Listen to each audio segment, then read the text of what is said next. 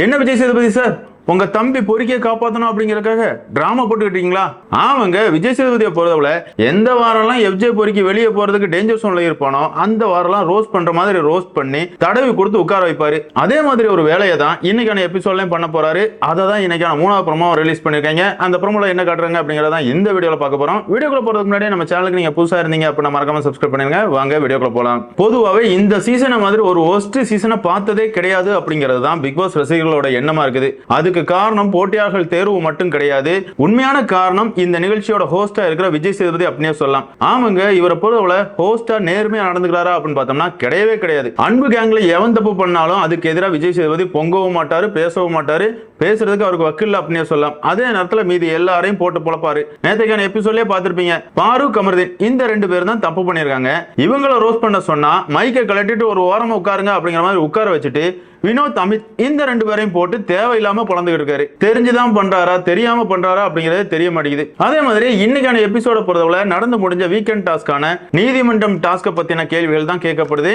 இதுக்கு முன்னாடி வெளிவந்த 2வது ப்ரோமோலயே பார்த்திருப்பீங்க. அதாவது நீதிமன்றத்துல டெக்கோரம் இல்லாம நடந்துகிட்ட நபர்கள் அப்படிங்கிற மாதிரி பாரு, வினோத் இந்த 2 பேரையும் போட்டு பொழந்திருப்பாரு. சார், உங்க தம்பி அதாவது எஃப்ஜே பொறுக்கிய பொறுத்தவரை எந்த இடத்துலயுமே டெக்கோரத்தை மெயின்டைன் பண்ணவே இல்லையா சார்? சரி சார், ஹோஸ்டா இருக்கிற நீங்க டெக்கோரத்தோட தான் இந்த நிகழ்ச்சியை தொகுத்து வழங்குறீங்களா? கிடையவே கிடையாது. வக்கில்ல உட்காரு, ஒரு நிமிஷம் சொன்னா உட்கார்ந்துடணும், வாயை திறக்க கூடாது இப்படிங்கிற மாதிரி ஒரு கேவலமா தான் ஹோஸ்ட் நடத்திட்டு இருக்கீங்க. நீங்க எல்லாம் டெக்கோரத்தை பத்தி பேசுறீங்களா? பார்க்கும்போது சிரிப்பு தான் வந்துச்சு. சரிங்க, இந்த 3வது ப்ரோமோல என்ன காட்டுறாங்க அப்படின்னு பார்த்தோம்னா, அதாவது நீதிமன்றம் டாஸ்க்ல ஆதரை எஃப்ஜே மேல ஒரு வழக்கு தொடர்ந்திருப்பாங்க. அந்த வழக்க ரொம்பவே புத்திசாலி அப்படின்னு நினைச்சுக்கிட்டு இருக்கிற வக்கரம் பிடிச்ச விக்ரம பொறுத்தவரை மன்னிப்பு கேட்டு முடிச்சிருவோம் அப்படிங்கிற மாதிரி ஒரு பிளான் எல்லாம் போட்டிருப்பாரு.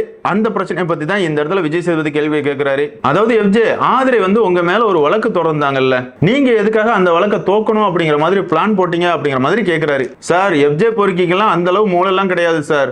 உங்க நண்பர் விக்கல்ஸ் விக்ரம் தான் எஃப்ஜேக்கு அப்படி ஒரு ஐடியாவே கொடுக்கிறாரு. தம்பி, உன்னை வச்சு ஆதரை பேர் வாங்கணும்னு பாக்குறா, விட்டுற கூடாதுடா, மன்னிப்பு கேட்டு இந்த கேஸை முடிச்சு விடணும் அப்படிங்கிற மாதிரி பிளான் கொடுத்ததே வக்கரம் பிடிச்ச விக்ரம் தான். விக்ரமுக்கு எதிராக நீங்க பேசுறீங்களா இல்லையா அப்படிங்கறத நாங்க பொறுத்திருந்து பாக்குறோம். என்ன பொறுத்தவரை விக்ரமுக்கு எதிராக எந்த கேள்வியுமே கேட்க மாட்டார் அப்படிங்கறத என்னோட கருத்து. என்னதான் இருந்தாலும் விஜய் சேதுபதி எஃப்ஜே கிட்ட இந்த கேள்வி கேட்கிறாரு. கேட்ட உடனே எஃப்ஜே என்ன சொல்றான் அப்படின்னு பார்த்தோம்னா, சார், ஆதரை இந்த டாஸ்கை பயன்படுத்தி லைம் லைட்ல வரணும் அப்படிங்கிற மாதிரி நினைச்ச மாதிரி எனக்கு தெரிஞ்சு அப்படிங்கிற மாதிரி ஒரு பதில சொல்றாரு. அதாவது எஃப்ஜே பயன்படுத்தி ஆதரை ஸ்கோர் பண்ண நினைச்சாங்க அப்படிங்கிற மாதிரி எஃப்ஜே இந்த இடத்துல சொல்றாரு. உடனே அந்த இடத்துல விஜய் சேதுபதியை பொறுத்தவரை அதனாலதான் கேஸை வேணும்னே தோத்துட்டு ஜெயிச்ச மாதிரி கொண்டாடினீங்களா? ஆதரை தரப்புல பேச வேண்டிய விஷயங்கள் எதுவுமே வெளிவரவே இல்லை. ஆமாதான் ஆதரை அப்படிங்கிற மாதிரி ஆதரை கிட்ட கேட்கிறாரு. ஆதரை பொறுத்தவரை ஆமா சார், பல உண்மைகள் வெளியே வரவே இல்லை அப்படிங்கிற மாதிரி சொல்லி அழுதுகிட்டு இருக்காங்க.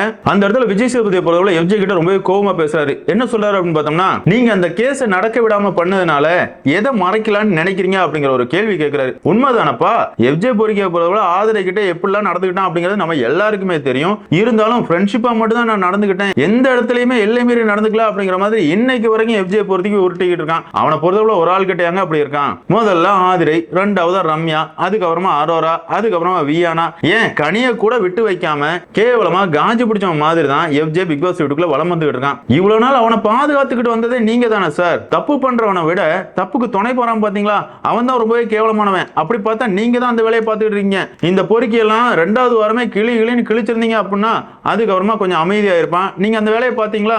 அதுதானே உங்க வேலை.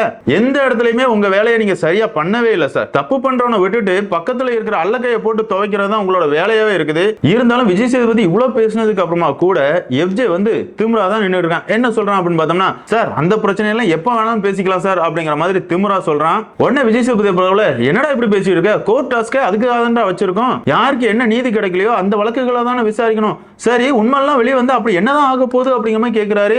எஃப்ஜே பொறுக்கிய பொறுத்தவரை நீ எல்லாம் ஒரு ஹோஸ்டாடா அப்படிங்கிற மாதிரி முறைச்சிட்டு இருக்கான். ஆமாங்க, எஃப்ஜே எல்லாம் எந்த இடத்துலயுமே விஜய் சேதுபதியை மதிச்சது கூட கிடையாது. அவனுக்கு எதிராக விஜய் சேதுபதி எப்பெல்லாம் பேசுறாரோ முறைச்சிக்கிட்டு தான் நின்று கேட்டுக்கிட்டு இருப்பான். நீ எல்லாம் ஒரு ஆளாடா, வெளியே வந்ததுக்கு அப்புறமா பாத்துக்கிறேன் அப்படிங்கிற மாதிரி திமுறா தான் முறைச்சிக்கிட்டு நிற்பான். அதே மாதிரி தான் முறைச்சிக்கிட்டு நிற்கான். இதோட இந்த ப்ரோமோ முடிச்சுக்காங்க அப்படின்னு சொல்லலாம். அதாவது ப்ரோமோலையாவது இவ்வளவு இருக்குங்க, எபிசோட் பாத்தீங்கன்னா ஒரு மண்ணு இருக்க போறது கிடையாது. எதுக்காகனா எஃப்ஜே எல்லாம் 2வது வாரத்துல இருந்து இப்ப 11வது வாரம் வர காப்பாத்தி கொண்டு வந்திருக்கிற பெருமை விஜய் சேதுபதியை சாரும் அப்படின்னே சொல்லலாம். ஆமாங்க, பிக் பாஸ் வீட்டுக்குள்ள எஃப்ஜே பொறுக்கி பண்ணாத கேவலமான வேலைகள் கிடையாது. அவனை பொறுத்தவரை பெண்கள் எல்லாரையும் தடவிட்டு அலையறான், அது வேற கதை. இருந்தாலுமே அவங்ககிட்ட யாருமே பேச முடியாது. மத்தவங்களை மார்க் பண்றது, இரிட்டேட் பண்றது, ட்ரிகர் பண்றது, இப்படிப்பட்ட கேவலமான வேலைகளை தான் தொடர்ந்து பண்ணிட்டு இருக்கான். இந்த வாரம் கூட கமர்தீன் கிட்டையும் பாரு கிட்டையும் ரொம்பவே மார்க் பண்ணான். இதை பத்திலாம் விஜய் சேதுபதி கேட்பாருன்னு நினைக்கிறீங்களா? கேட்கறதுக்கு வாய்ப்பே இல்ல. அதாவது இந்த வாரமாவது எஃப்ஜே பொறுக்கி எவிக்ஷன்ல வெளியே போயிடுவான் அப்படிங்கிற மாதிரி நம்ம எல்லாருமே எதிர்பார்த்துக்கிட்டு இருந்தோம். ஆனா அவனை காப்பாத்தி வியானாவை தூக்கி வெளியே போடுறாங்க. அதுக்கு முட்டு கொடுக்கணும் அப்படிங்கிறதுக்காக தான் எஃப்ஜே ரோஸ்ட் பண்ற மாதிரி ரோஸ்ட் பண்ணி